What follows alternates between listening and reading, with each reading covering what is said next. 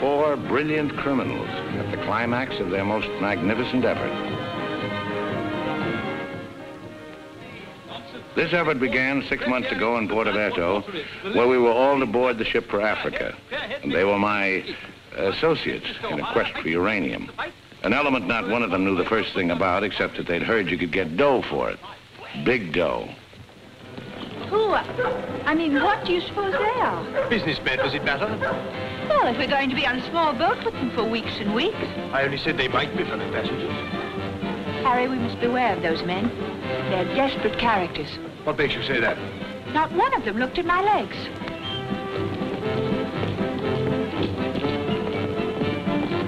Good morning, Mrs. Janrother. Good morning, Billy Boy. Care to join us in a stroll?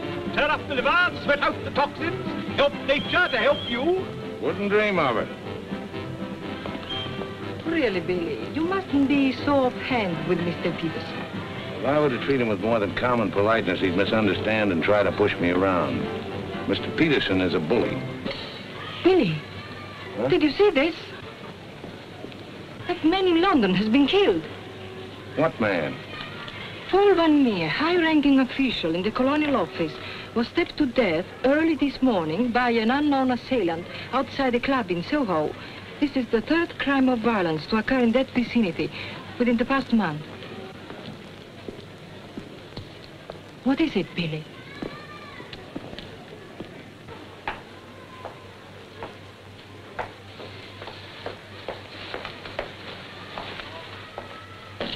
In heaven's name, Billy, say something.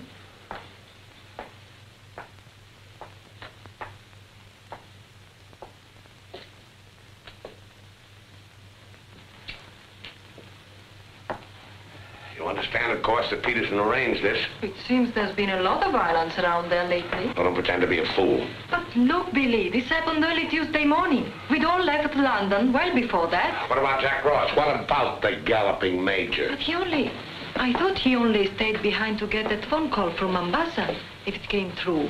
He'll be here this morning. Well? Don't get so excited. Don't jump to unpleasant conclusions. Jump? They might as well have drawn a map. Why was Peterson worried about Van Meer? What made him think he was dangerous? He was afraid Van Meer wouldn't stay bought. He was afraid he'd get the wind up after we'd gone. He had visions of him trotting upstairs to his superiors, announcing, I have certain information that certain persons have paid certain sums of money. Don't talk so loud, Billy. To obtain illegal rights to certain mineral supplies. That Indian, that Raja or whatever he was, that you worked for in the old days, he killed a lot of people, didn't he? Ah, but he had a better style. Besides, he was out for a kingdom, half the size of France. What's the difference between that and millions of dollars? We must think of the future, Billy. This is our big chance. It may be our last. Except for Mr. Peterson, we couldn't even pay last night's hotel bill. Where are you going? A narrow cafe, drink a lot of Pernod, and listen to the band. You won't make a fuss, will you? It doesn't do to make a fuss. You have to think of the main objective. Naturally, it doesn't do to be fussy.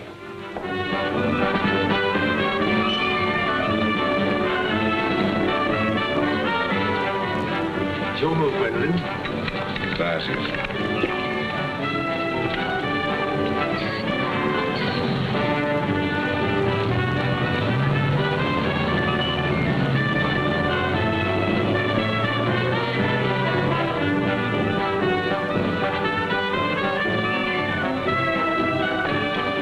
Luggage is in there. Bring it up.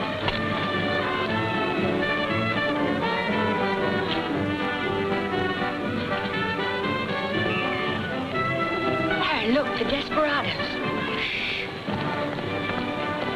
Not quite now, Convict Billy. Hard liquor before noon. I'm celebrating. Celebrating what? The safe arrival of the Major. He came galloping in a minute ago looking tired but satisfied. I take it his mission was accomplished? Yes, but it's getting on for lunchtime, gentlemen. I'll see you later, Billy. Your move, Gwendolyn. Gwendolyn, it's your move. Oh. Check. Last. Are you sailing on the Niagara? Africa bound. So are we. Oh, my name is Chelm. This is my wife. How do you do? My name's Dan Rutherford. How do you do? Are your friends sailing too? The whole kit and caboodle. You're a very mysterious group, I must say. Really, Gwendolyn? How so mysterious? Well, for one thing, you all appear to be of different nationalities. Your move, Gwendolyn. Check. I have a theory about you and your friends. Correction. My associates. As a matter of fact, I think you're doctors. Evil ones, I mean. You're going to the heart of the jungle where human life is cheap to perform ghastly experiments which require the sacrifice of thousands on the altar of science. You must excuse my wife. She has a very lively imagination. Checkmate. I don't know how you expect me to play a decent game when you keep talking all the time. Harry's been all out of sorts today. Usually he's a wonderful loser. Good morning, Mr. Dunrada. I bring you the captain's compliments, along with the sad news that the sailing of the SS Nyanga has been postponed.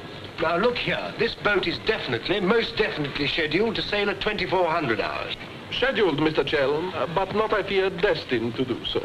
The fellow gone, or is the captain drunk? Oh, of course the captain is drunk. But the real trouble is with the oil pump. Well, it's not good enough. Simply not good enough. Quite right, sir. But you're putting it too mildly. The present oil pump is no good at all. Well, how much delay does this mean? Oh, to locate, bargain for, purchase, and install a new one will require, I should say, more than a day, less than a fortnight. Utter, hopeless inefficiency. Probably it isn't the oil pump at all. Just making it an excuse to hang about and pick up extra cargo. Guns or opium? I wouldn't be surprised if she turns out to be a smuggler. What a miserable place to be stuck in. Squalid, fifth-rate port. Ever been in Fuerteventura before? No, I don't know this part of the world at all. Oh, I thought not. Otherwise, you wouldn't be so upset about staying. Magnificent country. Ruins to visit by moonlight, fine stretch of beach. Back there in the hills, one of the few spots left in the world where you can get decent food and drink. It's called the Blue Pavilion. I insist you give me the pleasure of having dinner with us tonight. Oh, that's awfully kind of you, but... Us? You and your associates? And my wife and me. The committee? Oh, Mr. Chelm, I want you to meet a friend of mine. This is the Galloping Major. The committee wants you to toddle round. Okay. Right away. I'll be along. Better toddle. I said I'd be along. They don't like to be kept waiting. I'll lay on a car. We'll meet in front of the hotel at 6. Arrivederci. Dan Rather. An American, I suppose. Anyway, I quite like him. Time. 24 hours in the day, 1,440 minutes for somebody else to get busy on the same idea as ours. We ought to have got the plane and flown out, as I said from the start. You remember I said it, O'Hara? My name is not O'Hara. It is O'Hara. You hear? Mr. O'Hara. Yes, Mr. O'Hara. But you remember I said it? I said we ought to take a plane. Time. What is time? Swiss manufacture it, French hoard it, Italians squander it, Americans say it is money, Hindus say it does not exist. You know what I say? I say time is a crook. If we took a plane, we'd be there inside 15 hours. Instead of who knows where. I don't want any more talk about flying. The sky is for the birds. My feet are on the ground. Both of them. Come in, Billy boy. What's all the fuss about? No fuss, Billy. We're merely wondering what course to pursue in view of this unfortunate delay. Join the peasants in their revels. Go to church. Write your memoirs. Very funny. I like an associate of mine to have a sense of humor. Good laugh does more for the stomach muscles than 5 minutes setting up exercises. And now that we've had our moment of fun, and all the better for it, let's get back to the question. Doesn't this delay call for a cable to your friend in British East? Mustn't send cables. Can't you get it through your heads that the population down there has trained noses? They can smell a uranium deal like a cat smells fish. But aren't you afraid, Billy, that when our little party doesn't show up on the date you said, aren't you a teeny bit afraid that your friend might use that as an excuse to begin negotiations elsewhere? If my friend were looking for an excuse, you'd find a better one in the morning papers. What do you mean? I'm talking about the untimely demise of Paul Van Meer. I'm appalled, Billy. What an unwholesome opinion you must have of your colleagues to imagine that we... Look here, Peterson, you don't have to convince me of anything. You don't care what I think as long as I don't do anything about it. And I won't, unless you ever decide to sick that knife-happy little junkie on me. Watch yourself, laddie. Now, Jack, behave yourself. Sit down. For shame, Billy. I think you owe an apology to everybody in this room. And if you're half the gentleman I know you are, I'm sure you'll make it. As I was saying, Peterson, you've nothing to worry about. My friend won't pull out unless I tell him to.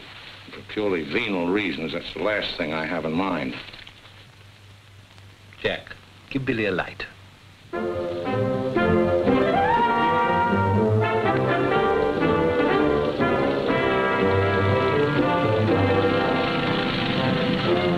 What a wonderful car. It looks as if it had won the Grand Prix d'Elegance many years ago. Oh, it did. It was built for Oraposo. You know, the bullfighter. He had it made this way so he could stand up and take bows. He only got one ride in it, bequeathed it to me on his deathbed. Well, here's to Oraposo. I hope you like champagne. You mean it's yours? Well, I gave it to my former chauffeur, the fat bandit in the front seat.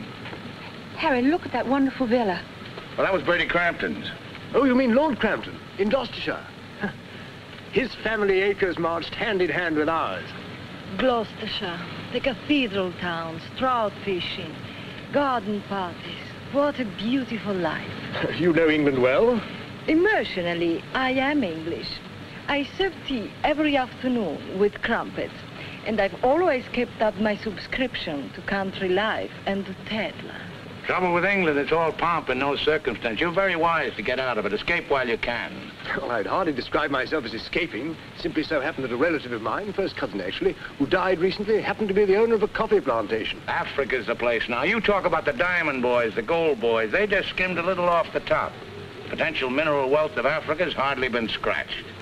Now, there is a villa. Big. Well, that's the Villa Capriccio, famed in song and story, a 3-star attraction in Baedeker. Well, whose is it? Well, the bank's own it now. It used to be mine. Yours? Yes, I brought old Charles over from Fouquet's. You know, the old Fouquet's, to run it for me. Then when I decided to pull up stakes, I bought him this restaurant we're going to. Least I could do to show my appreciation. Well, here we are. Charles! Charles! Wait here a minute while I rout old Charles out. He doesn't even know we're in this neck of the woods. Charles! Charles! He must think we're extraordinarily naive.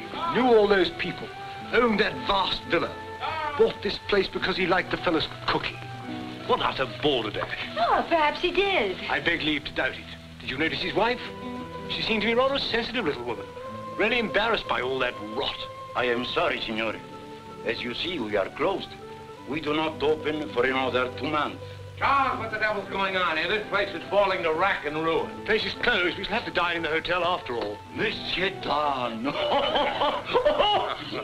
Monsieur Don. Madame, why did you not let me know you were coming? You did not say you were with Monsieur Don. Nothing is close to Monsieur Don. It's good to see you again, Charles. It's been too long, Monsieur Don. Not since the night you left the villa. Remember your farewell party. I've tried ever since to forget it. Remember how in the morning we escorted you to the train with violins playing and everybody cried like when a king you love very much leaves his country. Aren't you dressed yet? Do I appear to be dressed? Do dress, do hurry. It's the most wonderful day. And Billy wants us to drive out and see his villa. His former villa. Obviously, I can't go. I've got a chill on my liver. What a miserable place to be ill. And you forgot to pack my hot water bottle. You packed it. Gwendolyn, I distinctly remember. Hello. Oh, hello. No, I'm afraid we can't. Harry has this wretched chill. Give me the telephone. Chelm here. Yes. Quite. Absolutely. A hot water bottle. That's very, very good of you, old boy. Look here, Dan Rather, would you mind very much if my wife went alone? She enjoys this sightseeing sort of stuff, you know. Splendid. Splendid. I'll send her along. You know, Gwendolyn, nowadays, one simply cannot afford to dismiss people just because they're not one's sort. One has to try and bridge the gulf. After all, it's a new world we're going into. One's got to take it as one finds it. Face it. Use it. Master it.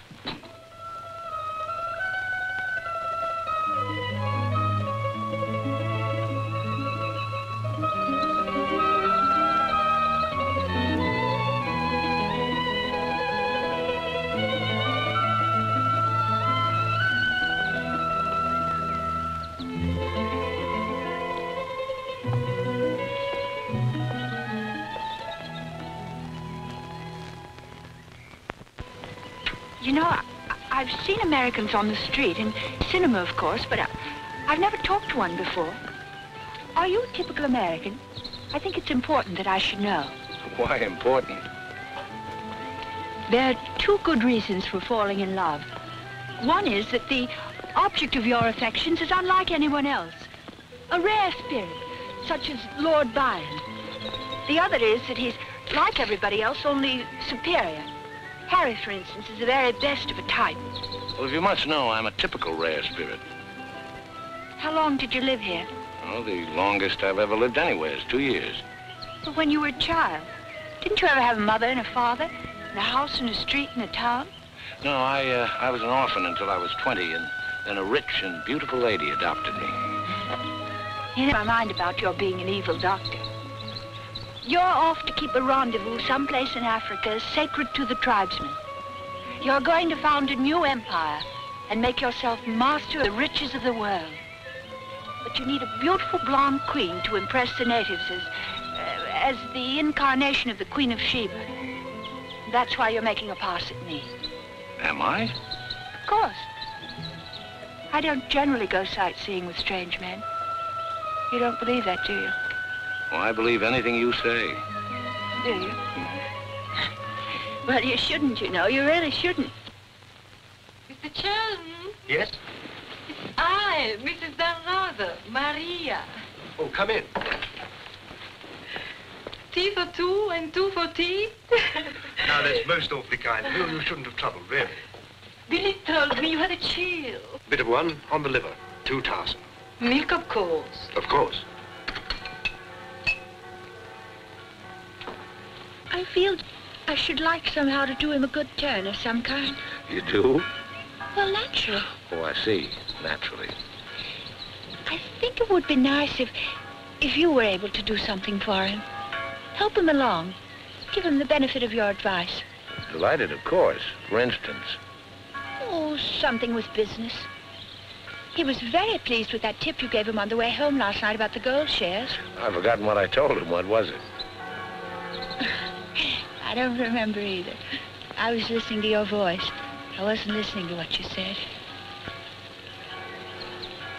You see, if you were helping him, it would be so much easier for us to be together a lot out there in Africa. Was he any headed for business?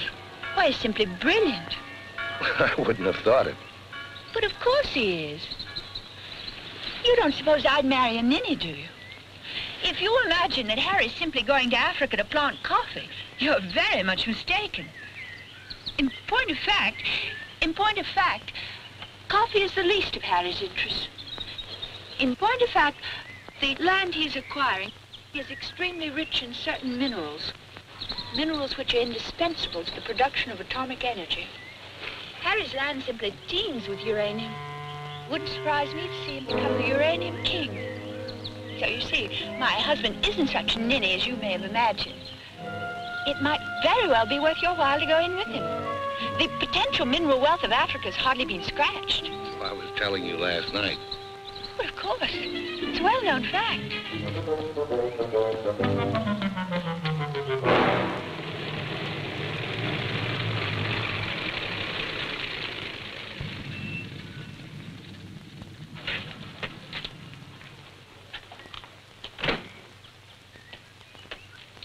Billy boy. Very. I'm so glad. What an active woman Mrs. Chelmy is. Is that what you called me over to tell me? Who are the Chelmys? They're English, going out to British East. They have a coffee plantation. Any money in coffee? No, but there's a type of Englishman goes off to coffee plantations without caring whether there's any money in it or not. Relatives leave them coffee plantations and they go out to them. But why this sudden interest in the Chelm? I'd just like to know who's making friends with my friends. Now you know.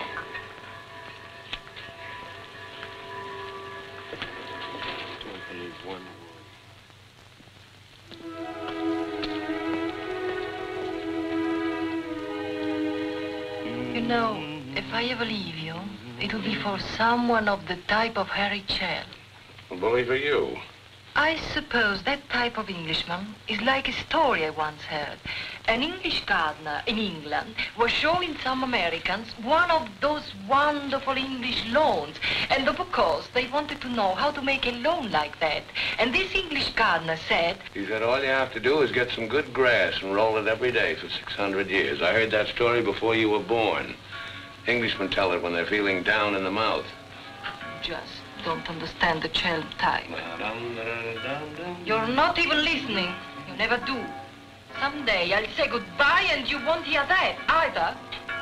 One day I shall really meet my type and run off with him, and you'll be simply amazed. It's possible. George Moore said, I learned it by heart years ago.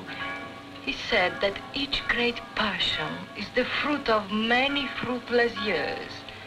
Judge Moore was a very distinguished English writer, you know. Except that he was Irish. Cheer up, sugar. If I make $1 million on this deal, I'll buy you an old English lawn, one we can roll up and take with us.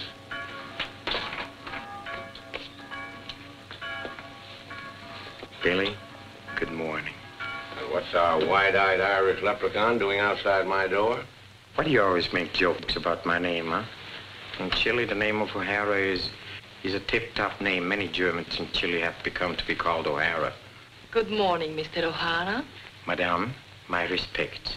Perhaps Mr. O'Hara would like something to drink? Yes, maybe perhaps a little whiskey, huh? Very weak, please. What's this visit in honor of? Oh, just wanted to have a little talk with you. Okay, but make it fast. Fast? I give you my word, Billy. I give you my word. I feel to you like an older brother.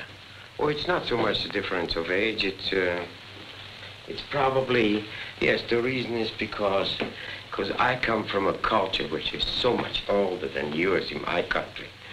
A child 6 years old is older in his heart than you'll be at 60. It smokes, it drinks, it philosophizes. At this rate, I'll be 60 before you get to the point. The point is that Peterson, Ravel, and myself, We are the principals in this case. We are in with the money. We cannot switch around and turn. But an agent, it's easy to imagine that he could conceivably doesn't feel himself quite as irrevocably committed as Peterson or We're fellow passengers, I believe. Not quite yet, would you say? Too sadly true. By any chance, you don't happen to have seen your Mr. Danrother about? I don't think Billy's up yet. Not 11. He's rather a late riser. But he said... Well, anyway. I shouldn't put too much stock on what Billy says, particularly when he's had a few drinks. It's not that he means to break his word, he just forgets that he's given it. Charm and dependability so seldom go in one package. There are exceptions, of course. Your husband, I imagine, from his manner and behavior, is one. Oh, yes, very. Well, quite, I mean. I'm so looking forward to meeting your husband and having a chat about Africa. By all means. I understand he's in coffee? You make it sound like a total American. Part of Africa we're going to is due for some pretty important changes. In my opinion, things will be booming out there before you can say Jack Robinson. I do hope there won't be too many changes. It's completely unspoiled, I hear, with some of the loveliest scenery in the world. I can't imagine anything more lovely in the way of scenery than to have a few acres of gold and diamonds cropping up on a piece of land I bought for a song. Heaven forbid. Next thing there'd be big, ugly holes everywhere and great, horrid machines instead of lovely scenery. Anyway, I don't think my husband worries much about money and business, that sort of thing. Really? I mean, to appreciate my husband's point of view, one has to understand his background. Those lawns, hundreds of years in the making. Those immemorial elms. Those walls hung with family portraits. Generations of them. Those great echoing galleries where so much of English history is being made. Taxes must be terrific on a place like that. What would people like the Chelms care about taxes with their kind of money? I mean, when a family's been a power in the city of London for so long, one of the great financial families. Power in the city? You mean? Oh, yes, of course, one of those Chelms. I'm surprised you know about them at all. Very few people do. They prefer to work behind the scenes. I find it rather hard to believe that a man in your husband's position would go to Africa just for the coffee planting. You're very quick, aren't you? In point of fact, he isn't. In point of fact, he has a very special reason. So I suspected. It has to do with sin. Sin? Since the war, my husband has been almost exclusively concerned with spiritual values. He feels that if he can get away there, in the heart of Africa, he will come face to face with essentials. He wants to work out the problem of sin. Sin? Why, yes, of course. Isn't that what we're all most concerned with? Sin? Gwendolyn, what are you doing here? I thought we were supposed to meet on the beach. Harry, I want you to meet Mr... My name is Peterson. Been having the most delightful talk to your wife. She tells me you're interested in spiritual values. I myself am vastly Harry, concerned. we'd really better be going. You'll excuse us, Mr. Peterson? What have you been telling that man? Nothing, Harry. He got onto the subject of religion, and I just happened to mention that we usually go to church on Sunday.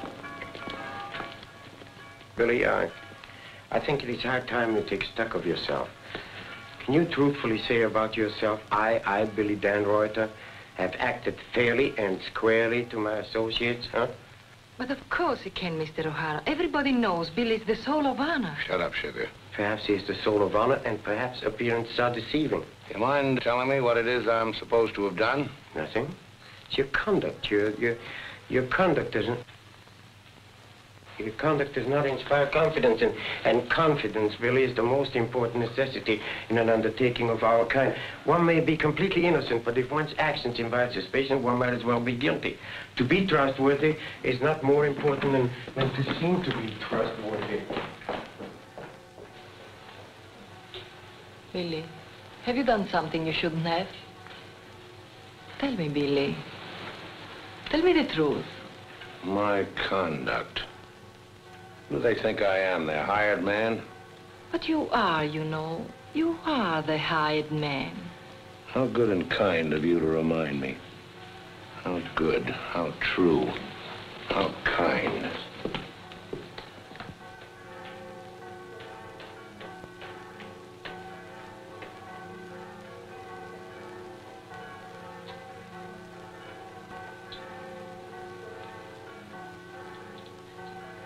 Oh, I say, Dan, rather good to see you. How about a drink? Well, Oh, come on, my dear fellow. Let me buy you a drink. Oh, Gwendolyn, don't forget to send one to Aunt Beatrice. Can't understand it. Gwendolyn distinctly said she'd join me on the beach. Then I come back and find her sitting there in that cafe. Extraordinary creatures, women. Well, let's drink to them. Pano. Scotch. Come on, you tiny little wreck, have a drink. We're drinking to women. Take the drink, but won't join you in the toast. Glass of Irish. Women. Hitler had the right idea. Keep them in their place. Kleine Kinderkirchen, babies in the kitchen. Say what you want to about Hitler, he had his points. Come. Look here. This generation's had its chance. Hitler, Mussolini, those are the men. Now is the age of the barbarians. The world's going up in smoke. I say let it come, get it over with. Well, if you don't mind, I'd like another year or so of worry. Worry? Just 1 minute, laddies. I've just 2 or 3 words to say to you, laddies, and that's don't worry. Don't ever worry. I'm in a position to know secret information. The Rosicrucians, the Great White Brotherhood, the high secret orders. But you've no faith. You must have faith. Faith and power, secret power. Men who guard the trust from the deepest insides of the whatchamacallit. Mystic rulers, all one club, chained together by one purpose, one idea. Mankind's champions. Follow me, Billy? Oh, why, of course. This generation's had its chance. Hitler, Mussolini. I can't stand here and permit you... Are you interrupting me? Relax, Jack. Have another drink. I simply want to state that things don't happen to be what certain people imagine. An officer may find himself strapped for money, and he may undertake certain things which in other circumstances, no. Absolutely no. Absolutely. I mean, absolutely no. In the old days, I should have simply told people of your ilk to buy their own drinks. Poor old Jack. I'll teach you. I'll teach you to insult an ex-officer of the Indian Army. Well, are you yellow? The bar. You're Major Ross? Right. Ross here. Right. Right again. Come along, the committee. Saved by the bell. I've never heard such rot in my life. Sin. Oh, sin. All I could do was to keep a straight face. No, I'm certain of it now. These are 2 very clever and dangerous antagonists. Sit here and help me close. But how could they possibly know what we're up to? Great interests like the Chelms have ways and means. Yes, and I'm convinced they're out to get us even before we get started. We must get ahead of them. Time has entered the picture in a new way. Never forget the time factor, gentlemen. It always enters the picture in the end. I'm sending a cable to London. I want full information on those Chelm interests. British Africa, too. Check up on his interest there. Every time the plane lands, I'll try and reach you by telephone. Keep me informed of the latest development. Dan Reuter, that lying, swinish, rum-swilling double-crosser. What pleasure it would give. No, you can't at the moment. We need him. Right now, we need that swinish, lying double. Did I hear my name? Rub-a-dub-dub. 3 men in a tub. Tub? Oh. Been a change of plan, Billy boy. You and I leaving for Africa. How's that? You and I are flying to Africa by the next plane. Oh, what's happened, Peters? Must be something important to get you on a plane. Perfectly simple, Billy boy. The trouble with the oil pump and the general uncertainty about when the Nyanga will sail forces me to sacrifice my personal comfort. I prefer to fly rather than run the risk of arriving too late. Well, there's also such a thing as arriving too early. What do you mean by that? Well, the land doesn't come up for auction for a couple of weeks. My friend can't make his move until then. If we sit around British East all that time, somebody's going to start wondering who we are and ask questions. Is that your real opinion, Billy, or are you just looking forward to a long sea voyage with the attractive Mrs. Chelm as your companion? Or perhaps you have even other reasons? Such as? That's for you to know and for us to find out. You'd better get your packing done.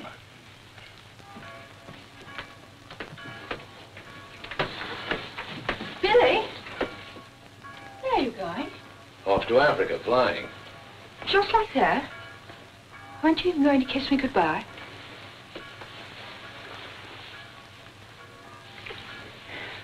I wish. Don't say it. What? That you wish we'd never met. You'll be coming on the boat, and in Africa we'll get together and... I think I hate you. Letting those revolting men order you about. Don't deny it, I've watched them. They treat you like a servant. They say, hop it, and off you hop. I know what it is. They have a hold on you. Some black secret that could ruin you. What makes you think that? No, No, it happens all the time. My old Spanish nurse told me that half the people in the world would be ruined at once if everyone told what they knew. But couldn't you have them done away with? I mean, you must know plenty of people who could bump them off. It probably cost a good deal, but it'd be worth it, certainly. Well, it's not impossible, except that afterwards I wouldn't have any money. This way I stand to make a lot. Millions? Maybe. Then perhaps your connection with those men isn't quite so undignified as I thought. Those millions, would they be pounds or dollars? Well, either way suits me. No, that's very careless of you. The state of the pound is so uncertain. You must think in terms of hard currency. Maybe I should hire you to handle my affairs. You could do worse. I'm awfully intelligent, really. Come along, Billy boy. The car's waiting.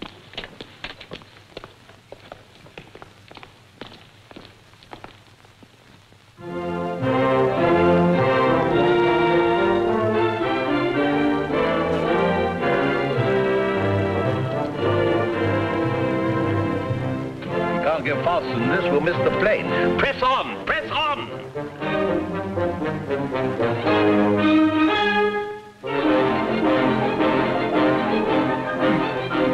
High posting.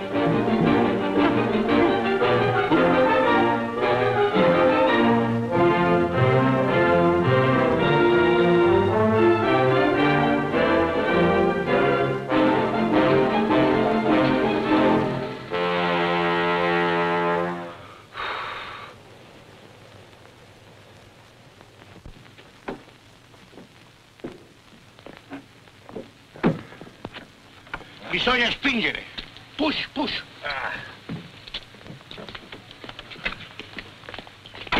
Come on. 1, 2, 3.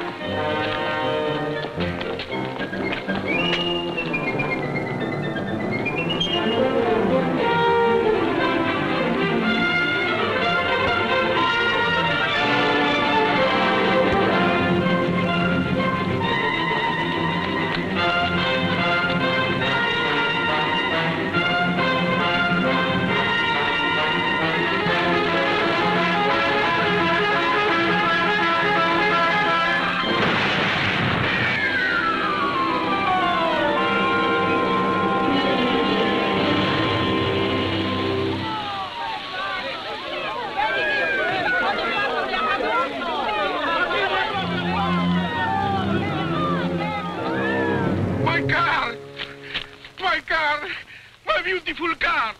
You did that on purpose. What? You planned it that way. I know what you're up to. I know everything. I know about the uranium on the Chelms land, the Chelm interests in the City of London. The what? You heard me, the Chelm interests. I take it your information comes from a reliable source. It does, from Mrs. Chelm herself, in fact. Ah, magnificent. Simply magnificent. You must pay me back for the loss of my beautiful car. If you weren't a benighted jackass, if you could see as far as you could spit, you'd know there's no such thing as a Chelm interest. You'll have to do better than that, Mr. Dan Ruther. Very much better than that. Don't believe me. Check with London. If you find out he's anything more than a down-at-heel Gloucestershire squire, you can have my services for nothing. You mean Mrs. Chelm is an unqualified liar? Well, let's say she uses her imagination rather than her memory. You will make restitution with no Mr. Dan, either the money or a new car. Why, you fat bandit, I gave you the car in the first place. How I came by it is beside the point. The fact you gave it to me doesn't make it any the less mine. Shut up. That's right. Threaten me. It is not enough that you destroy my beautiful car. Now you...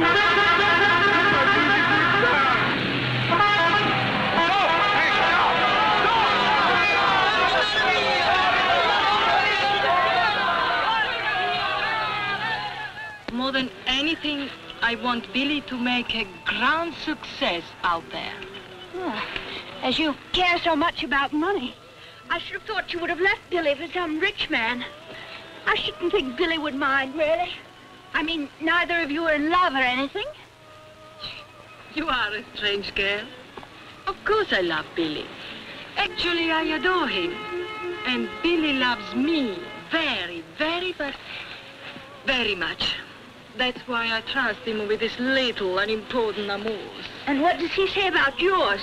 But, darling, all husbands like their wife to seem attractive to other men. Be sure you explain that to Harry. I'm going back to the hotel.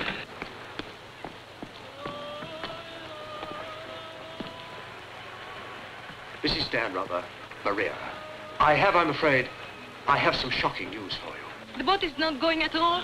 There's been a terrible accident. Your husband's car drove over a cliff. The people on the bus saw it fall into the sea. It seems almost certain that... What is it? What are you trying to say? He's saying that Billy is dead. It's become necessary to redistribute the stock in our company. Stock. What good is the stock now? We can't deal with the Radar's friends. Not without Radar. All the effort, the money, everything went over the cliff with that car. Ravello, you forget the English are very sentimental people. I tell you, there is nothing that Billy's friend will not do for his widow, and in black, she's a very touching figure. Poor Maria, you really have had a wretched time of it. You are very understanding. If only there was something I could do. Just now, if you could bring me an aspirin. I have a headache. Don't move. Just you wait there. I'll be back in a moment. Mussolini, Hitler, and now Peterson. A great man, a great loss. I'm going upstairs and reading my Bible. Why all the clothes? Maria has a headache. What's the matter with you? Go away. My dear girl, I'm as sorry about Dan Rather as you are. But after all, it isn't as if he was one of our oldest friends. I was in love with him. He was a very pleasant acquaintance. What did you say? I was in love with him. Really, darling, have you no control over your romantic fantasies? I loved it. Can't you hear me? I love you, I love you. Oh, rot. You're just dramatizing again. By George, you were right, after all. I did pet it. Oh, what shall I do? I feel so I were drowning. He's dead. He's dead, and I'm left in a fool like you. I tell you what to do. Have a bit of shut-eye. You'll wake up in an hour feeling your old self again, and there'll be no more silly stories about falling for a middle-aged roustabout. So? Oh, please go away. I'll just take these to Maria.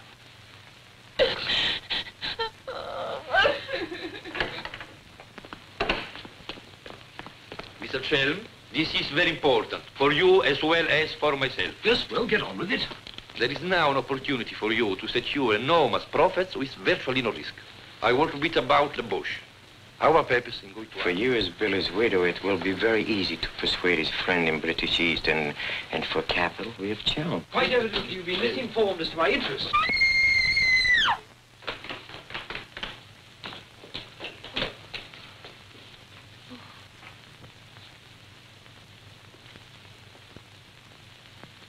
What's the matter with all of you? Somebody dead? Car, it went over a cliff. We thought you'd both been killed. Dan Rather, I'm delighted to see you're alive, but your wife is in a fainting condition. You mean you're not dead at all? Obviously, I'm not dead. I knew you weren't dead. I knew it. I counted 13 backwards 13 times. My old Spanish nurse said if you did that, a miracle would happen. And you see, it has. Ladies and gentlemen, I bring you the glad tidings. The captain is sober, and the SS Nyanga will sail at midnight.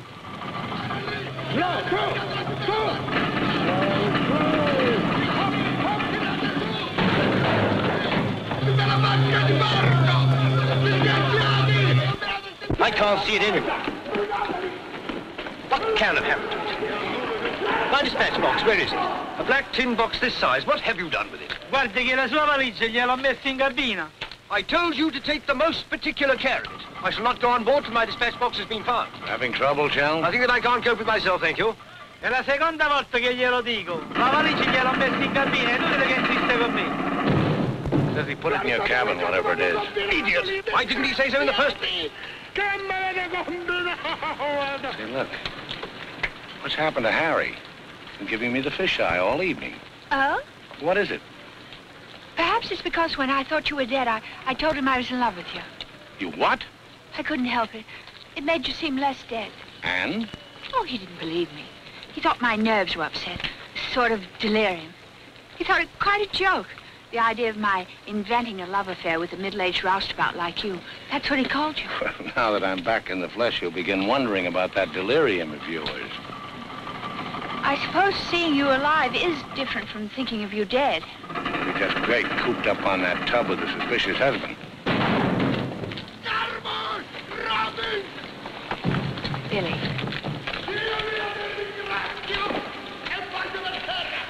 Let's not go. What do you mean? I'm asking you to run away with me. Now. What about the millions in hard currency? What's happened to you? I thought you were my shrewd little manager. I've changed my point of view. I thought we'd get to Africa and you'd make your fortune and everything be wonderful, but now I think it's all too risky. Too many things can happen. I want us to cut and run for it right now. You really mean that? With all my heart. Oh, no, that's impossible. Why? Well, for one thing, Mrs. Danrother might not go for the idea. She's not quite as sophisticated as you are. Please, Billy, listen to me. I've thought it all out. We'll take the bus and catch an express for somewhere. The shot's not on the table. You're not in love the way I am. If I loved you 1,000 times more than you say you love me, it still wouldn't make any difference. I've got to have money. Doctor's orders are that I must have a lot of money. Otherwise, I become dull, listless, and have trouble with my complexion. But you're not like that now, and you haven't any money. It's my expectations that hold me together. You really mean that, don't you, darling? Sure, I mean it. And your main reason for wanting lots of money is so that you'll be ever so attractive and I'll love you more and more. That's right, baby. I'll help you, Billy. I can, too. I'm something of a witch. My old Spanish nurse said I could have been a professional. Don't look now, but they're raising the gangway.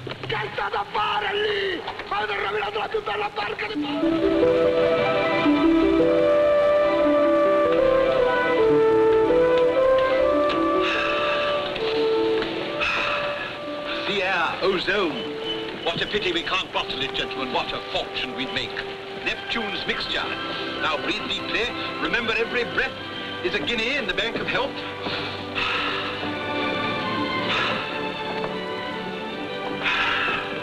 Good morning, Chell. Why, that's good. Very good indeed. I didn't know you were an artist, Mrs. Danrother. I'd hardly call myself that. I only dabble. The nose is not enough long. The ears are too small. Only has one eye. Now come along, gentlemen. We must not dawdle. Blow the man down, bully, blow the man down.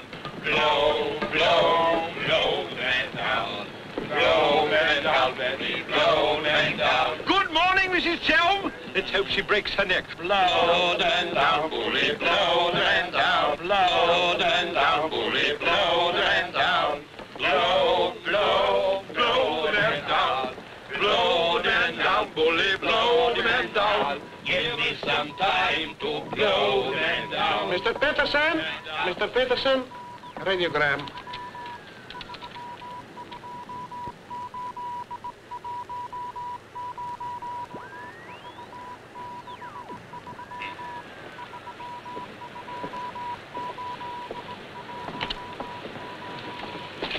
No Chalmers State, Gloucestershire, stop. No Linda Gentry, Chalmers.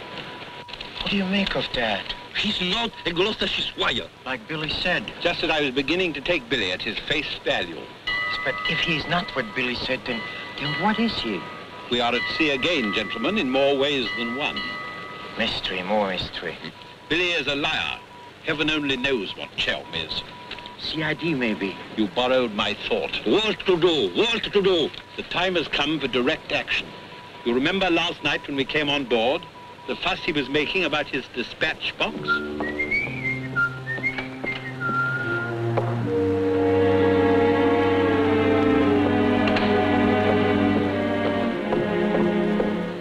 I love colors. Working with them is an endless puzzle. Your face, for instance. 10 minutes ago, it was all brown and pink. Now the light is changed and is chalky white. What? Tinged with green. Green? It must be getting rough. Just a little. Don't break the pose. I don't feel very well. I think I'll go below and take a pill.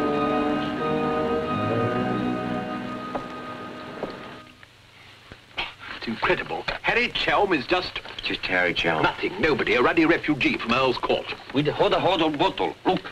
And a letter of introduction to the secretary of the governor. The secretary, mind you. Disgusting.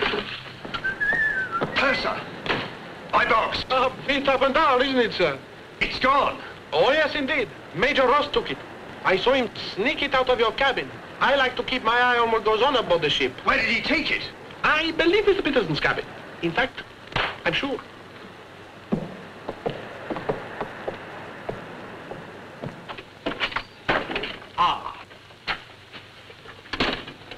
And now may I ask what explanation you have to offer? He forgot his hot water bottle.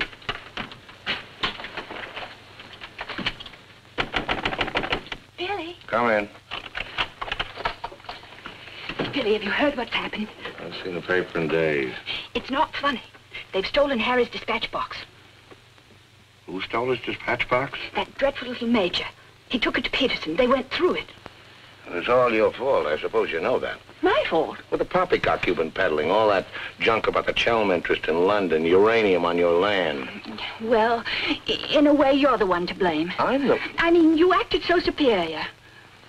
I was falling in love with you, and I couldn't bear it for you to think I was just a nobody. Married to the son of a boarding house in Earl's Court. The son of a what? A boarding house. That's what Harry's parents do. They run a boarding house for decayed gentlefolk.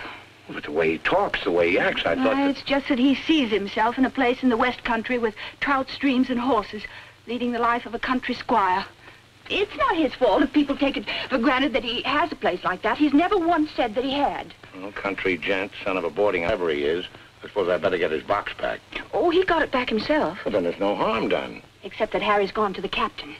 He's going to have them put in irons. He is what? He says that's what they did in the Royal Marines. Look here, Skipper, there's a perfectly simple explanation for all this. I happen to own a dispatch box which is very similar to Mr. Chelm's. When I didn't find it in my cabin, I asked Major Ross to see if it had been stowed away somewhere else by mistake. The Major found what he thought was my box in the saloon with some other luggage. The box has been in my cabin ever since we sailed, under the berth. As soon as I saw the box, of course, I realized at once that it wasn't mine. I simply opened it to find out to whom it belonged so that I could return it to its rightful owner. I can't conceive why this gentleman should imagine I should be interested in a box containing patent medicines. I'm not a hypochondriac. Purser, tell the captain exactly what you told me about the box. Why, sir, you asked me whether I'd seen it, and I said it might be the one I'd seen being carried along the passage by Major Ross. You distinctly told me that you'd seen it being taken from my cabin. Oh, you must have misunderstood. You were rather ill at the time, if you remember, sir. That's all, Purser. He's been bribed. He's in league with these criminals. Just a case of a misunderstanding. That's how I look at it. Now, what about a little cognac? To wash away any ill feeling. I don't care for a drink. And let me assure you that this matter is far from settled. While rifling through my personal effects, I feel certain that you must have noticed I had a letter of introduction to the Secretary of the Governor. I suspect he'll be much more interested in what I have to say than this gin-soaked so-called ship's captain. You mind your tongue! Any more Charles? The other one I put in irons. As far as I'm concerned, this is a close incident. Well, you've got your box back. Why don't you forget the whole thing? What possible interest do you expect the Colonial Office to take it? On the contrary, I expect them to show considerable interest in a gang of crooks who are trying to swindle the country out of vast uranium deposits.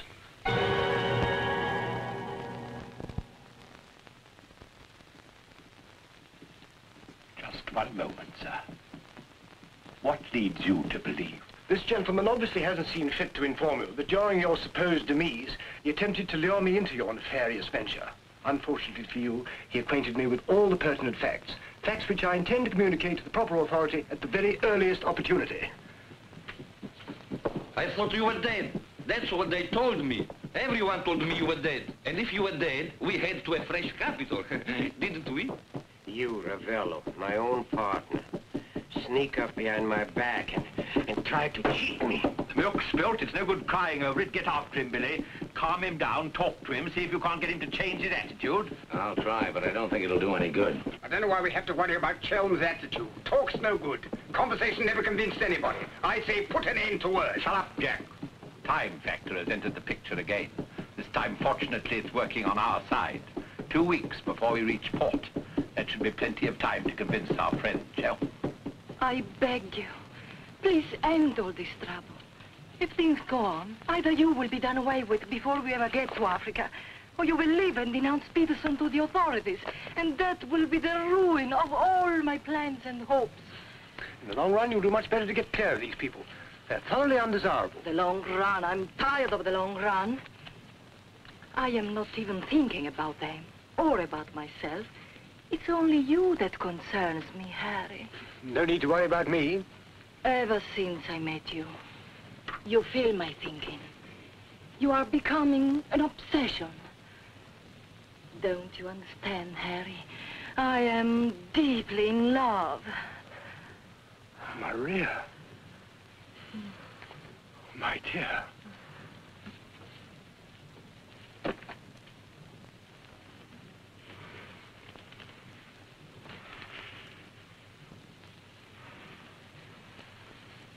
Only you could make a woman feel like this. All I want is to be in your arms, now and always. You forget I'm going to be done away with. Oh, no, no. It will be easy to arrange. What you must do is this. You will write me a letter. A love letter. You will tell me that you cannot denounce Peterson, because then I will suffer too. Because you love me so much, you cannot bear to hurt me. Such a letter they will believe if I show it to them. My dear girl, you must see that this is quite out of the question. I don't propose to make compromises. Not compromises, Harry, darling. But you can see, if you cause trouble, the whole of our plans, my plans, you would not want to make the innocent suffer. It would be much better if you don't interfere, Maria. I must handle this as I see fit. Then you intend to go ahead with this business, tell stories and ruin everything? It will be much better if you cut loose from these people. No happiness can come from such an association. Harry, I'm asking you not to do this. Please, write a letter. Then there will be no trouble for you, no trouble for us, no risk when we get to Africa. I'm sorry, my dear. We English are a very pig-headed lot. You think you can get away with this? But Maria, my dear good Maria, listen. First you made love to me. Now you tell me you will ruin me. You'll forgive me, but it was you who made... Oh, shut your trap. Go on, do what you like. You think you're such a brave man. I'll tell you what you are. You are a heel.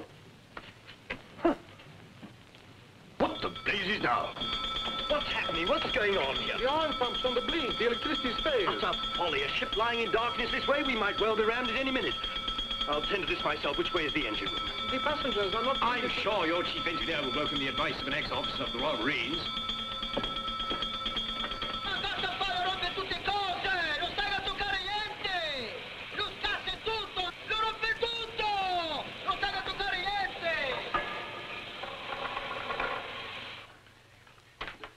Look here, you fool. Are we simply abandoned to our fate? I insist on something being done. For instance? Well, give out the lifebelts. Organize the boat drill. The clientele are requested to remain calm. To remain calm? Does the captain feel no sense of responsibility for the lives of his passengers? It's my opinion that the captain doesn't feel much of anything at the moment. Do you mean to say he's drunk? The fellow ought to be made to walk the plank. I'm afraid just now he cannot walk at all. But this is outrageous. Oh, sit down, old man. What have you got to worry about? We're only adrift in an open sea with a drunken captain and engine that's liable to explode at any moment. Perfectly ordinary situation. Happens every day. But just in case any of you are still at all anxious, let it be known that Mr. Chelm has taken charge in the engine room. Who's taken charge? Harry, And he'll foozle it for sure. Shall I get out the hymn books? Your husband claims to have learned all about engines and such things when he was an officer in the Royal Marines. If he ever was. In point of fact, not only was he an officer, but he once won a medal for jumping into a sea of fire to rescue someone. It's only a bit of wreckage and not a man, but that wasn't Harry's fault. Just a slight error in judgment. Oh, the lights, they come on. He must have fixed it. Impossible. The engines are turning. We are underway. I still say it's impossible. Ladies and gentlemen, may I have your attention for a moment? I'm happy to inform you that the oil pump is now in perfect working condition. Putting it right was no great accomplishment for anyone with the slightest mechanical bent. Anyhow, we may now proceed without further delay and in absolute safety. Oh, Harry, you did. You fooled it. But when you wrecked my ship, where is your terror? Forward, please. Captain wants to see you. There you are. You devil! You wrecked me on beautiful ship! Nothing of the sort. Some scallywag down there sabotaged my work out of pure malice. You exploded my engine! Now keep your head down! Let's all behave like little gentlemen. Say I understand, Mother. I can handle the brute. What happens now? Do we get the life belts? Do we abandon the ship? There's no immediate danger. The passengers were pleased to return to the saloon. We're heading for the nearest port, and there seems to be some chance of our making it. Let's go. Come along.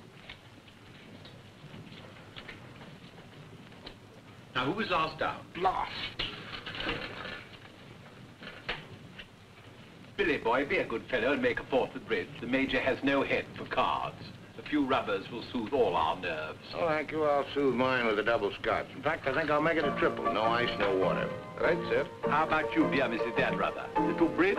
Oh, so sorry. I have the most fearful headache. I think I'll go to my cabin. Oh, what a shame. Well, boys, we'll have to make it cutthroat. What about Harry here? Maybe he'll take a hand. That, under the circumstances, is a most unsuitable suggestion.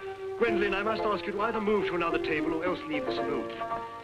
Harry, for heaven's sake. I don't care for my wife to associate with an associate of criminals. Don't be absurd. Billy's not a criminal.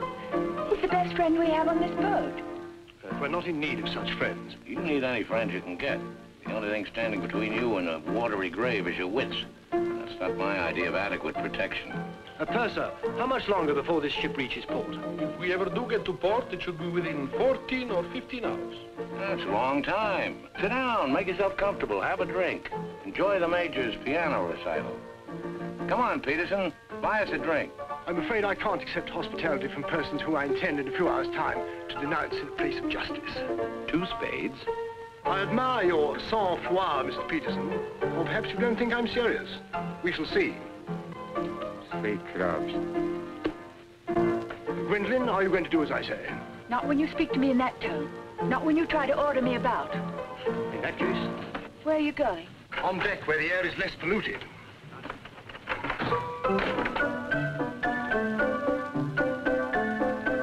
Sir, 4 tonics. I think you'd better go after Harry. Why should I? If he's going to be so childish and unreasonable. Take my advice, go to him, stay with him. I suppose you think we should keep up appearances. The loyal wife at her husband's side. No, Billy. I'm experiencing something that is rare and beautiful. And I shall not deny it, either by word or by deed. I love you. Let the whole world know it. I love you, I love you. Yeah, well, keeping up appearances isn't exactly what I meant. Then why do you want to send me tagging after Harry? He's being such a deadly bore tonight. Deadly, but not dead, not yet. What do you mean? They killed one man just because they thought he might try to get in their way. Now, Handsome Harry here is certain to blow the whole thing wide open. They killed a man? Really? Who? Just a man. Well, for all Harry's being too tiresome and my loving you to distraction, I still wouldn't want to see him done in. He has some perfectly darling traits, really. I mean, like always remembering one's birthdays. No, we simply mustn't let anybody murder Harry. Now, keep him in your cabin. Never let him out of your sight. Keep him under lock and key. Oh, Billy, that awful music. It's so loud. It comes right into our cabin. Peterson, tell the Major to stop peddling. And while he's about it, he might change the tune. Oh, don't you like it? It's one of my favorites. I'm afraid he doesn't know any others. Do you, Jack? Oh.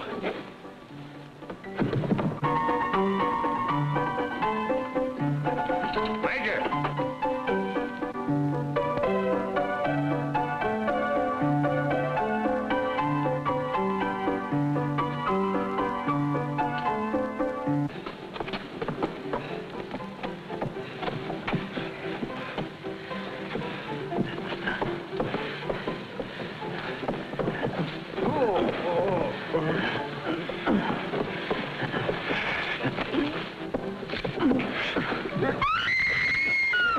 Do I hear a lady screaming? One down. Captain! Captain!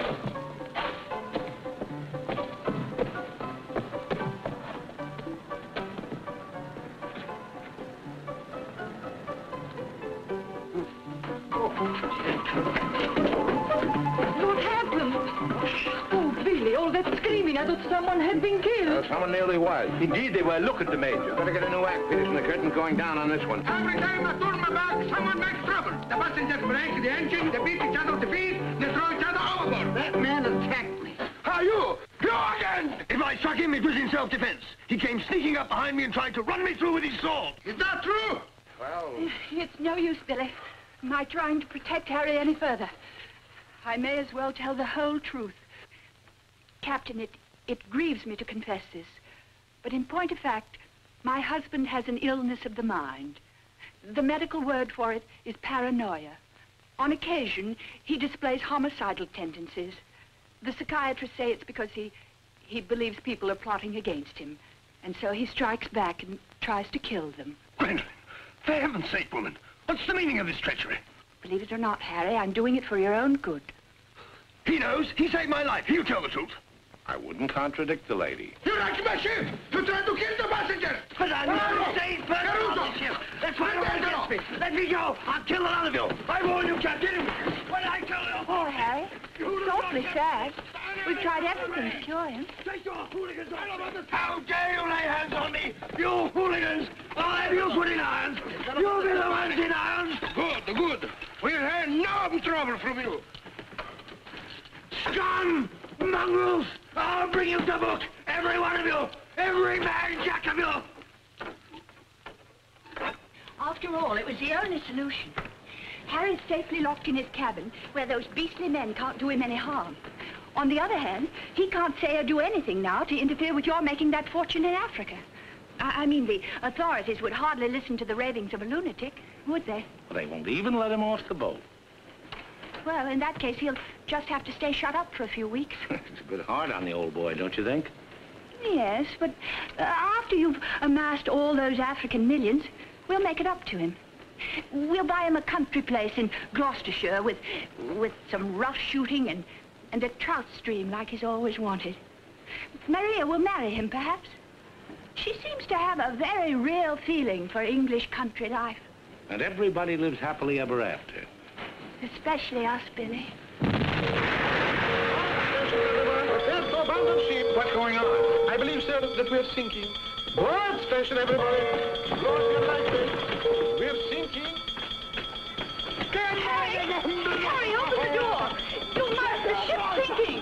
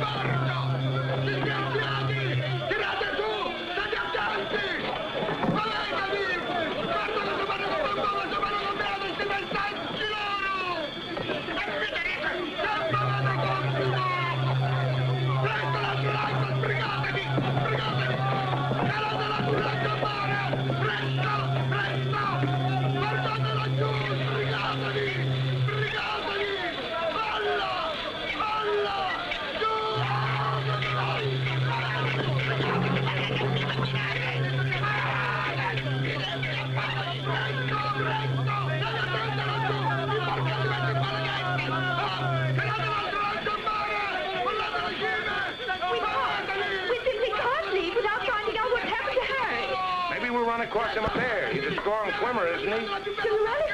I don't say we will, but it's possible. Anything's possible.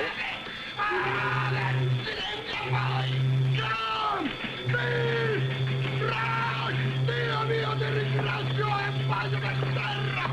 Speriamo che incontri un branco di messicani!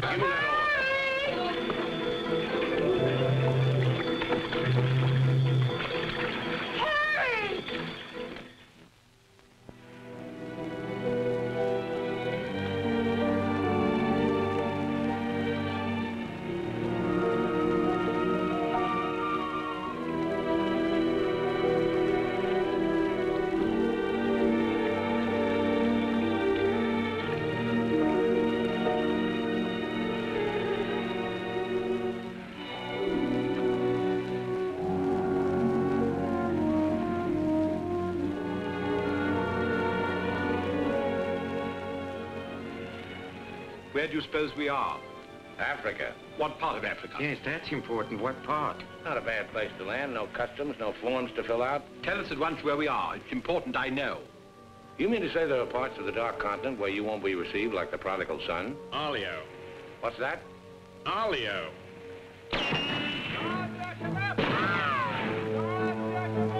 Better get down, everybody. Oddio, mamma mia! Adams! Oddio, mamma mia! Get rid of your passports, boys. Mrs. Self, Billy Boy, my identity must remain a secret.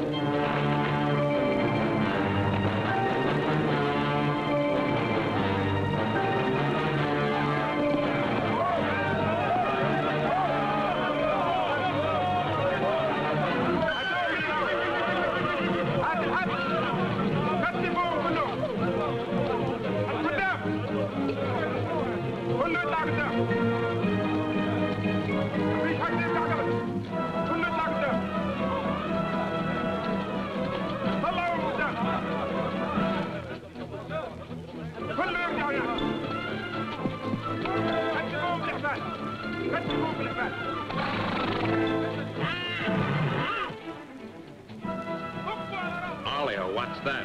It was a company that sold arms to the Arab legions. Wait a minute, that rings a bell. Some of the equipment we sold them was defective. Been too long under the water in the Gulf of Leyte. The Arabs claim they lost the war because of rusty guns and dud ammunition. For heaven's sake, be quiet. If you go on like that, I'll see you drawn and quartered.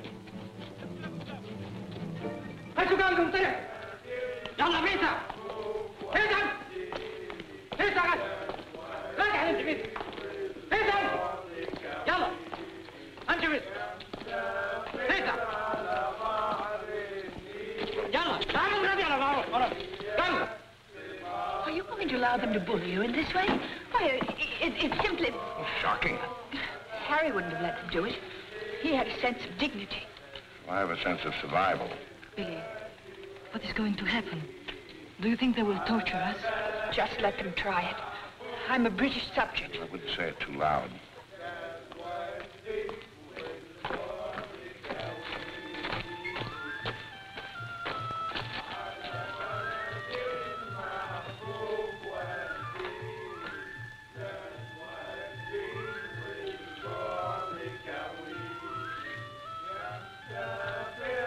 We shipwreck. Big boat, go down. Bottom ocean. We take little boat. Row all day, row all night. Savvy? There's only one way to deal with these swine. Walk up to them and kick them in the belly.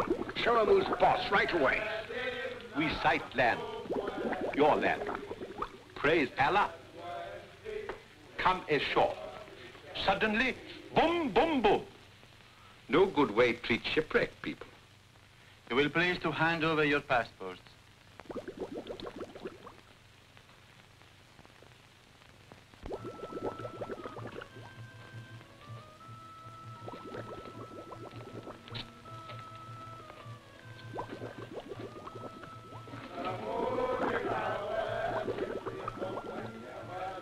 There seem to be 4 missing.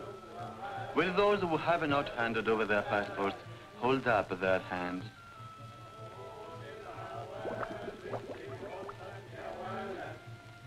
All left on board ship, Your Excellency.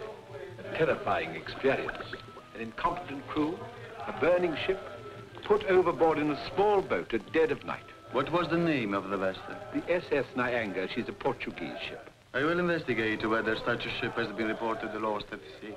Well, does it stand to reason, Your Excellency, we should come to this shore in a small boat if we'd not been shipwrecked?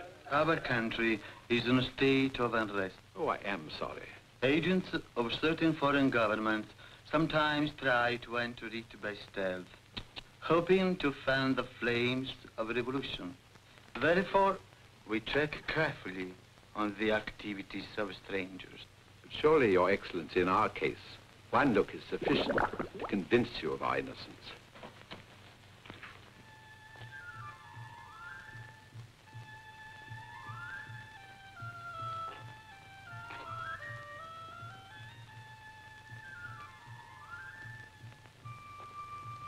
No. One look is not enough.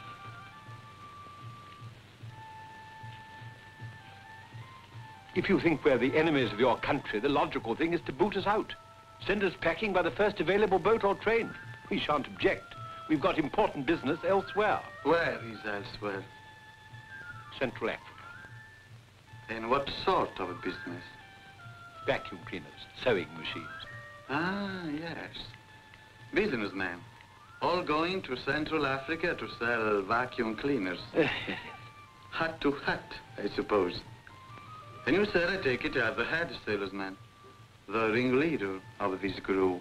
Oh, no group. We met for the first time on board ship. Complete strangers to one another. Liar!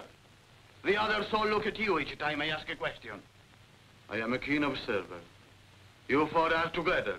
Oh, no, my fat-gutted friend. I'm not as illiterate, simple-minded native you're fool enough to take me for. I am a great man, a serious man. I spit on you, too. I spit on you and all your life. Off to the wrong start, Peterson. There's only one way to deal with these swine! Swine! Swine! You'd better be careful. My husband, my late husband, who was drowned in the Niagara disaster, happened to be one of the most important figures in the British government, Sir Harry Chelmes. In point of fact, we had letters from the Prime Minister and the Queen telling everybody to be particularly courteous to us and our friends. So you see, if any harm befalls us at your hands, it will become a major international incident. Would you instruct that one that in my country a female's lips may move, but her words are not heard? Harry. If only you were here. And now, sir, you will stop abusing my intelligence and tell me who you really are and what is your actual purpose in being here. I'm a sick man. I've got a bad heart. I mustn't talk anymore. You refuse to answer. Well, that is interesting. It makes of it a contest in a game at which we excel. We of this country have had 4,000 years' experience in asking questions and getting answers. Who are you? Why are you here? Don't hit me again. My heart, I have an attack.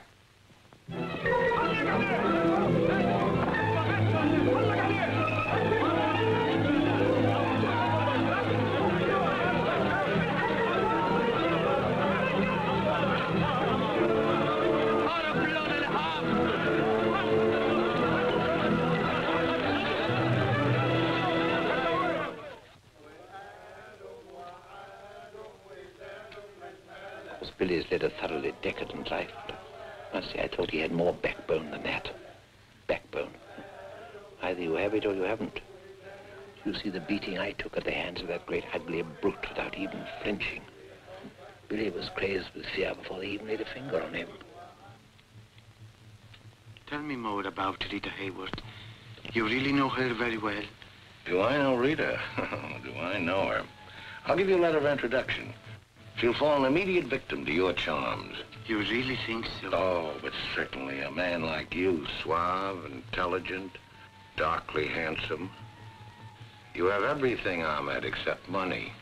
And if you'll listen to me, a boat will be placed at our disposal, a very slow boat, so that Fat Gut's check will have plenty of time to clear. And you will trust me for your share? Does one man of the world ask another to trust his own brother? Oh, no, Ahmed. You'll give me a check for half. Your demands are very great under the circumstances. Well, why shouldn't they be? Fat Gut's my best friend. I will not betray him cheaply. You are certain that you are the friend of the peerless Rita? Come, Ahmed. Fine, back to business. Very well. 50-50. Oh, by the way, Fat Gut's nature is noble like ours. He might try to bargain. I do not bargain with a puffball like that. It's beneath my dignity. It'll be dawn soon. The correct hour for a firing squad. But if we have him shot, what about the money? Well, I was just thinking that if he heard a volley at the psychological moment, he might not be so inclined to haggle. I believe you must have Arab blood. Westerners are not usually so subtle. يلا يا علي نمسك الراجل الثخين. يلا بينا. يلا. Look, Halamite. Look, Halamite. Where are you taking me? I won't go. I demand to see a doctor. Would you say that in Paris, among smart people, the Rolls-Royce or the Cadillac is considered more chic? Well, that's no problem at all. A man in your position should have both.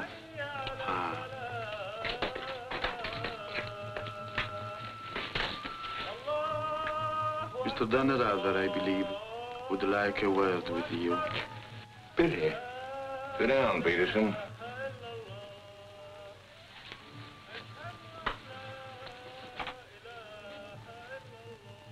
I've been talking to Ahmed here, and he's made the vow.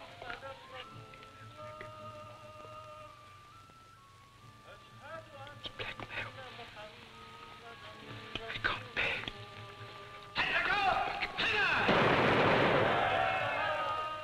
What was that? Firing squad. It's execution day. Will he take a check?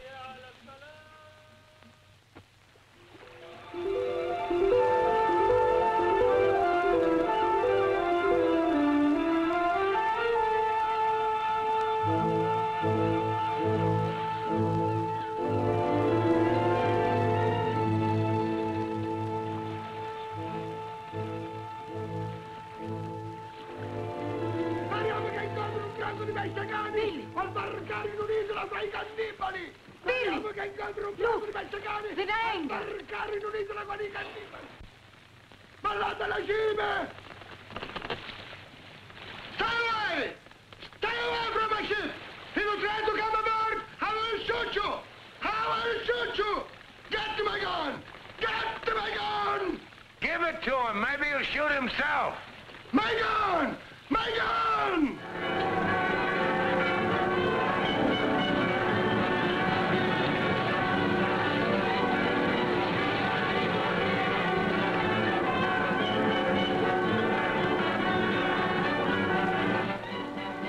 Excuse me. Are you Mr. William Dannerother? That's right. I'd like to ask you a few questions, if I may. Oh, I'm sorry, not now. Forgive me, but it's rather important. Yes, it always is. I was a newspaper man myself once. Very well, you might quote me as saying that everybody was heroic except Mrs. Dannerother, who ate all our boots. Very amusing, but I'm not a reporter. Oh? Jack, go to the phone, make reservations. The first plane to Nairobi, 6 seats. Yes, and if they don't have any, talk to the right man and tell him if he kicks other people off the plane, we'll make it worth his while. I always said we ought to take a plane. You remember I said that, Mr. Horror? I said we ought to take a plane. Mustn't dawdle, Billy boy. Great deal to do and not much time. Those are the other members of your party? Yes, I'd like to talk to them too. Oh, what's it all about? I believe you were acquainted with a Mr. Van Meer, now deceased. Peterson, you and the boys better come back down. The gentleman here wants to speak to you, a Mr. Jack Clayton of Scotland Yard. You take your wine here or upstairs, Mr. Dunn? No, we'll have it here. Care to join us in a drink, Clayton? No, thanks. It's a bit early in the day for me. I read somewhere that a Scotland Yard man never accepts a drink from anyone he intends to arrest. Is that true, Mr. Clayton? Quite so. Mrs. Dannerother? No, I'm Mrs. Chelm. This is Mrs. Dannerother. Well, how do you do? Well, I wouldn't dream of alarming you lovely ladies, so perhaps I'll have a glass of bubbly after all. Peterson, how do you do, sir? How do you do? Ravello. And Mr. O'Hara. O'Hara, Julius O'Hara, delighted. No, I'm the one to be delighted. It had begun to look as though I'd never catch up with you people. That would have been a bit embarrassing. You see, this is the first time I've ever been abroad on an investigation. I've spent quite a lot of money. And my chief can be very sarcastic about the money one spends, particularly if you fail to deliver the goods. Mr. Clayton is presently interested in the Van Meer murder case. The Van Meer murder case? Oh, yes, yes. That fellow in the Colonial Office. Yes, I read about that in the paper. It was a shocking affair. According to Mr. Van Meer's appointment book, Mr. Peterson, you had lunch with him at the Savoy a few days before his death. That's quite correct. Mr. Van Meer was an expert on African matters. We wanted his advice about affairs in British East. Do you recall the subject under discussion? Vaguely. Crop yield, the native labor situation. Inches of rain. Vaccination, shorts. How long do you know Mr. Van Meer? Oh, a couple of months. We met half a dozen times. Did he ever make mention of any enemies, business or otherwise? Did he say anything about romantic attachments? I mean, did he name any women? No. I should have been very surprised if he had done. Mr. Van Meer struck me as being every inch a gentleman. Oh, of course, of course. Well, that's all. Unless somebody has anything further to add. I have. I think you ought to know that the business of one of these businessmen is murder. I beg your pardon. Major Ross, I mean. I can't guarantee Major Ross murdered this Van Meer person. I assure you, however, he attempted to murder my husband with a long, thin dagger, which he always carried about in what looked like an innocent swagger stick. Go on, Mrs. Jones. You see, Major Ross is employed by Mr. Peterson there to do his dirty work. One might say he's a professional killer. My husband found out certain things about Mr. Peterson. Things, in point of fact, that are a matter of empire, involving, as they do, a plot to exploit our kingdom's uranium resources. And that's why Mr. Peterson decided to have him done away with. Don't run away, Mr. Peterson. That's always tantamount to a confession of guilt. Tantamount is what I call it. More champagne, Clayton? No, thank you.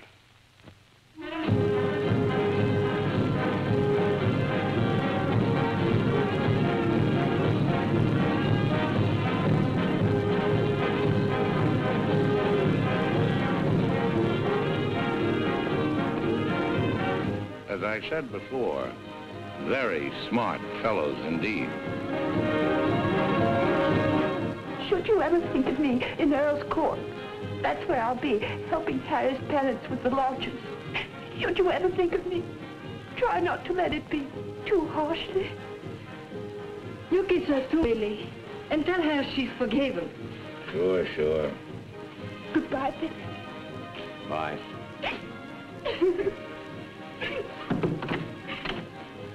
For Mrs. Chell, just came on the ship's wireless. Oh, by the way, Mr. Dan Rada, do you know that your associates are all in the Hoosgow? Oh, not that I'm a bit surprised. I put them down as thoroughly bad characters, right off the bat. But then there are so many bad characters nowadays. Take mine, for instance. Harry! He's alive!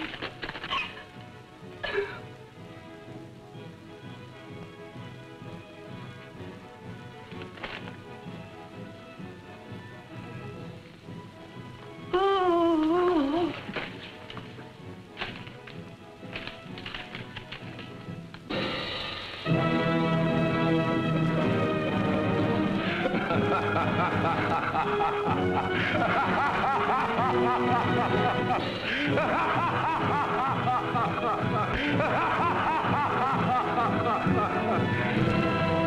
Oh, this is the end.